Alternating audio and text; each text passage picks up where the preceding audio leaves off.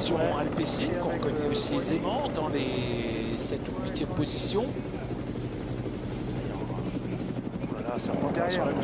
Oh là là, chute à l'instant, un coureur de l'équipe AG2R Citroën. Oh là là, 3 coureurs sont tombés, dont un coureur de la formation Ineos également. Et un coureur de l'équipe Bora. Oh, gros chute là pour le coureur de l'équipe AG2R Citroën. Alors Von Milsen pour l'équipe Cofidis qui repart. Julien Duval qui est tombé. Bon, ce n'était pas, il me semble, ce n'était pas ni Bernal ni Thomas. On va revoir ici la chute. Voilà, il perd l'équilibre, il a heurté la roue avant visiblement, et ça l'a déséquilibré. Duval est derrière. Le coureur de l'équipe Ineos, il est tombé presque tout seul. Il a freiné. Et le passage à la flamme rouge.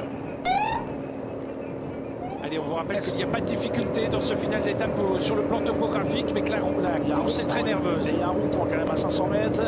Nasser toujours bien placé, qui a récupéré encore 2 équipiers. Il a 2 équipiers encore devant lui. Ça va peut-être lui permettre d'aborder le rond-point dans les toutes premières positions. Bien placé, Nasser. On y arrive, on arrive au rond-point. Allez, voilà le rond-point abordé pour les uns par la gauche, pour d'autres par la droite. Nasser Boigny sur une chute, une chute, oh là là, une chute qui est intervenue dans les toutes premières positions et un coureur qui fauche également en traversant la route. Oh là là, mon Dieu, quelle chute, on a insisté alors que Nasser Boigny maintenant en tête peut-être de façon prématurée. On a Laporte qui est là aussi.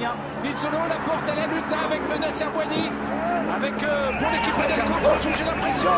Et finalement, l'arrivée, et c'est la course de Bingol qui remporte cette étape et c'est Timothy Dupont, j'ai l'impression, et qui vient de s'imposer dans cette arrivée totalement bousculée par les chutes auxquelles nous avons assisté, notamment la dernière intervenue ici à la sortie de ce rond-point. Oh là là, quelle hécatombe et quel dommage que cette étape ait été, vous le voyez, particulièrement gênée. On va revoir cette chute qui est intervenue juste derrière sa coureur de Total Direct Energy qui glisse. Ouais. Qui glisse, et regardez à droite là, il y a un coureur d'équipe Trek Segafredo qui a traversé la route. Il a percuté un autre coureur. Et qui a percuté également la glissière de sécurité. On revoit ici sur cette vue aérienne Nizzolo qui est en tête, Nasser Boigny qui se fait déborder tout comme Laporte. Regardez bien sur le côté droit, et bien le coureur de la formation Bingol qui va remonter pour aller s'imposer. Je pense que c'est bien Timothy Dupont qui s'impose à l'issue de cette arrivée très, je dirais, très tourmentée.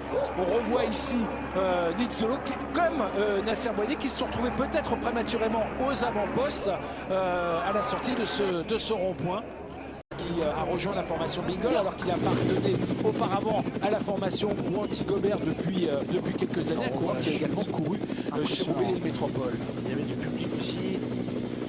Ouais, cette chute elle est quand même impressionnante. Ouais.